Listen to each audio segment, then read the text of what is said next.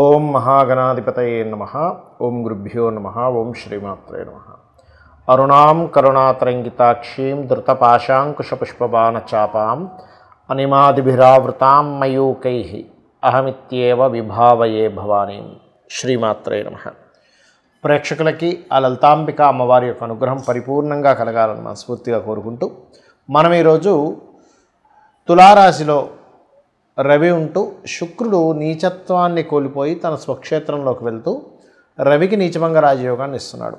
తద్వారా ద్వాదశ లగ్నముల వారికి లగ్నం తెలియని వారి రాశి నుంచి చూసుకోండి ఎటువంటి శుభ ఫలితాలు జరగనున్నాయి. తులారాశిలో రవికి కనుక నీచభంగ రాజయోగం జరిగి అదేవిధంగా రవి 2వ తేదీ నుంచి శుక్రుడితో కలిసి ఉండి నీచభంగ రాజయోగాన్ని పొందుతూ 16వ తేదీ నుంచి మారిపోతున్నాడు. అయితే ఈ శుక్రుడు మాత్రం అక్కడ 25వ తేదీ వరకు ఉంటాడు. మధ్యలో ఆఖరి 2 రోజులు కూడా బుధుడు కూడా కలుస్తాడు. దీనివల్ల కొంత యోగాలు కలుగుతున్నాయి. దాని మూలంగా ఎటువంటి విషయాల్లో బాగుండబోతుంది, మరి మిగతా పాపగ్రహాల సంబంధం వల్ల ఇటువంటి విషయాల పట్ల కాస్త జాగ్రత్తగా ఉండాలనేటువంటి అంశాలు చెప్తుంది. నేనైనప్పటికీ కూడా చెప్పిస్తుంది సాక్షాత్ లలిత అమ్మవారిగా భావిస్తూ ఒక్కొక్కటిగా మనం తెలుసుకుందాం. సింహం వారి కనుక చూసుకున్నట్లయితే ప్రధానంగా ఇక్కడ రాశినాథుడు ఎవరైతే రవి ఉంటాడో రవి 3వ స్థానంలో ఉంటూ రవికి నీచభంగ రాజయోగం కలుగుతుంది. గుర్తుపెట్టుకోండి. ఎప్పుడైతే రవికి నీచభంగ రాజయోగం కలుగుతుందో అలాగే రాశిలో కేతు ఉన్నాడో సింహంలో ఇది ప్రధానంగా ఇచ్చేటువంటి రిజల్ట్ ఏంటంటే ఆధ్యాత్మిక యోగాన్ని లగ్నంలో ఉండే కేతు ఇస్తూ 3వ స్థానంలో ఎప్పుడైతే రవికి నీచభంగ రాజయోగం కలిగిందో గతంలో ఏవైతే కొన్ని అగ్రిమెంట్స్ అనుకుంటాం అటువంటివి కొంతవరకు ఆగడం జరుగుతూ ఉంది. గుర్తుపెట్టుకోండి.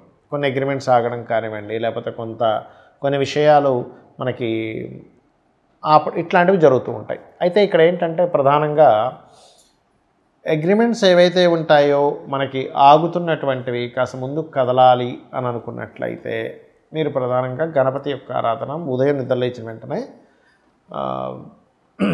ధ్యానంగా తీసుకోండి గణపతిని ఆరాధిస్తూ.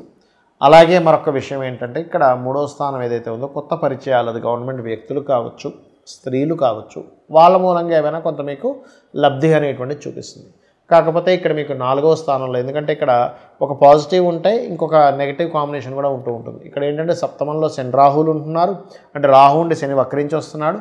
మనకి చతుర్థ భావం ఏదైతే ఈ యొక్క లగ్నానికి నీచభంగ రాజయోగం 3వ స్థానంలో ఇస్తే 4వ స్థానంలో రాజయోగ కారకుడు, ఈ లగ్నానికి కుజుడు రాజయోగ కారకుడు అయినటువంటి కుజుడు ఎప్పుడైతే 4వ స్థానంలో మీకు ధనాధిపతితో కలిసి ఉంటున్నాడో ఇది ఒక రకంగా చెప్పాలంటే సరిగ్గా ప్లాన్ చేసుకొని వాళ్ళ యొక్క జన్మజాతకాలలో భూమి మూలంగా ధనం ఉన్నటువంటి వారికి చెప్పాలంటే ఇది ఖచ్చితంగా మంచి ఫలితాలు ఇస్తుంది. కాకపోతే ఈ భూమికి సంబంధించిన అంశంలో కొంత వివాదాలు కూడా ఇస్తుంది. భూమికి సంబంధించిన అంశంలో కావచ్చు, లేనట్లయితే ఏదైనా మిషనరీ కొనుగోలు చేసేటువంటి అంశాల్లో కావచ్చు, మరియు అదేవిధంగా తల్లిగారితో లేనట్లయితే ఏదైనా ప్రాపర్టీ అంశంలో తీసుకునేటప్పుడు కొంచెం అది ఏదైనా లిటిగేషన్లో ఉందా అనేటువంటి చూసుకొని తీసుకోవాలి.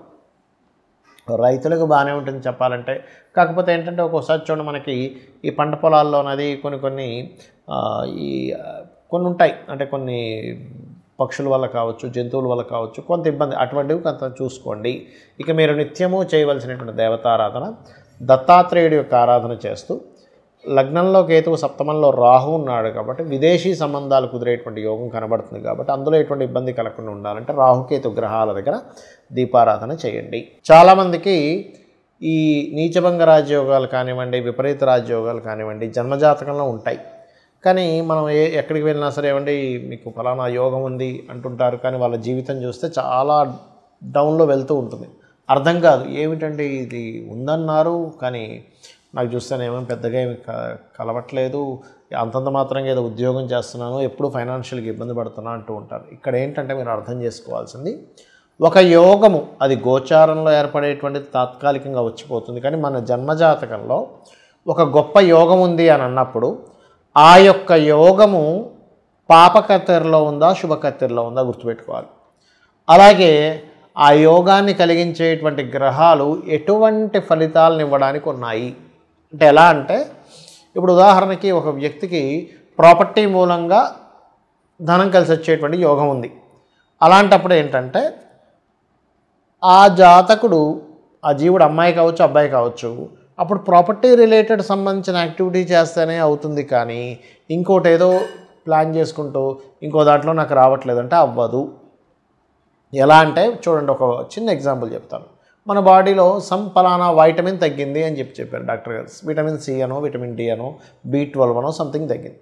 అప్పుడు మనిషి ఏమవుతాడు, అతని యొక్క తత్వం అతని శారీరకంగా మానసికంగా కొంత స్ట్రెస్ అవుతూ ఉంటాడు, అంటే హెల్త్ బాగోకపోవడం వల్ల అవి సపోర్ట్ చేయకపోవడం. అప్పుడు ఏం చేస్తాం మనం, ఎగ్జాక్ట్లీగా B12 పెంచేటువంటి ఒక ట్యాబ్లెట్ ఇంజెక్షన్ తీసుకుంటాం.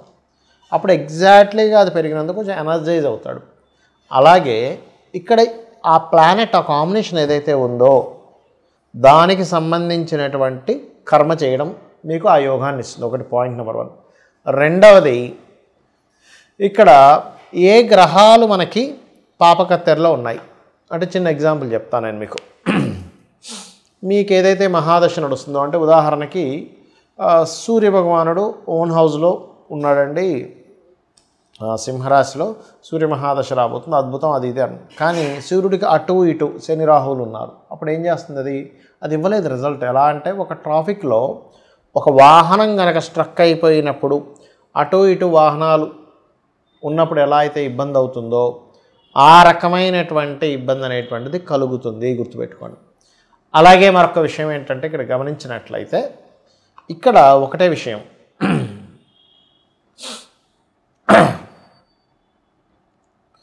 ఇక్కడ ఏంటంటే మీకు పాపగ్రహాలతో సంబంధం ఉందా, అదేవిధంగా శుభగ్రహాలతో సంబంధం ఉందా అని కూడా చూసుకోవాలి. శుభగ్రహాలతో సంబంధం ఉంటేనేమో శుభకర్తెరలో కనుక ఉన్నట్లయితే మీకు రాబోయే మహాదశ కానివ్వండి, మీకు ఉండేటువంటి ఎటువంటి నీచభంగ రాజయోగం కానివ్వండి, విపరీత రాజయోగం కానివ్వండి, అది మీకు ఒక గోల్డెన్ పీరియడ్గా పరిగణింపబడుతుంది ఆస్ట్రాలజీలో. కాబట్టి ఇక్కడ ఏంటంటే మనకి ఏదైనా ఒక యోగం యోగించట్లేదన్నా, లేనట్లయితే దాని పోర్ట్ఫోలియోస్ అంటారు. అంటే ఒక గ్రహం ఒక దగ్గర ఉన్నప్పుడు అది ఉండే నక్షత్రము, అది ఉండేటువంటి షోడశ చక్రాల్లో అది ఉండేటువంటి స్థితిని బట్టి దాని యొక్క ఫలితాలని అది ఇస్తూ ఉంటుంది, గుర్తుపెట్టుకోండి. అలా ఇచ్చేటప్పుడు దాని పోర్ట్ఫోలియో కనుక ఒకటి ఉండి మనం ఒకటి ప్రయత్నం చేసేటప్పుడు అది పని చెయ్యదు. కాబట్టి మనం ఏం చేయాలి, ఎటువంటి గ్రహస్థితి ఉన్నా, కానీ కొంతమందికి ఎలా ఉంటుందంటే ఏమిటోనండి జాతకం అర్థం కావట్లేదు అంటూ ఉంటారు. నేను చెప్పేది ఒకటే, లలితా సహస్రనామాలలో మీ జన్మజాతకంలో మీరు ఏదైతే ప్రయత్నం చేస్తున్నారో ఆ ప్రయత్నానికి తగ్గటువంటి నామాలు ఉంటాయి. అంటే ఉదాహరణకి ఉద్యోగం రావట్లేదు, అప్పుడు ఏంటి, ఉద్యోగం అసలు ఎక్కడ ఉంది మీకు, విదేశాల్లో ఉందా, వేరే రాష్ట్రానికి వెళ్తే ఉందా, ఇంట్లోని కూర్చొని వర్క్ ఫ్రమ్ హోమ్ ఉందా, లేనట్లయితే అంటే రెండు ఉద్యోగాలు చిన్న చిన్న జాబ్స్ రెండు చేసే ఉంటాయి, అలా ఉందా, లేకపోతే అసలు యోగమే లేకుండా వ్యాపార యోగం ఉందా.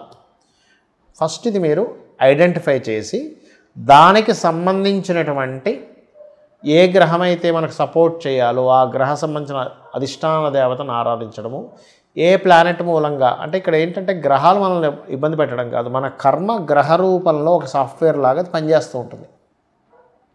ఆ గ్రహ సంబంధించినటువంటి దానం ఇవ్వడము, ఆ గ్రహ సంబంధించినటువంటి హోమం చేసుకోవడము లేదా తర్పణం చేయడము, ఆ రకంగా చేస్తూ ఉండాలి. అప్పుడు మీకు ఖచ్చితంగా 100% మీరు ఏదైతే లైఫ్లో ఒక గోల్ అనుకుంటున్నారో అది ఖచ్చితంగా తీరుతుంది. దీంతోపాటు ఇప్పుడు ఉద్యోగం రావట్లేదు, ఓం మాణిక్య మకుటాకార జానుద్వై విరాజితాయ నమః. ధనపరమైన ఇబ్బంది ఎక్కువగా ఉంది, ఓం సంపత్కరీ సమారూఢ సింధుర వ్రజసేవితాయే నమః.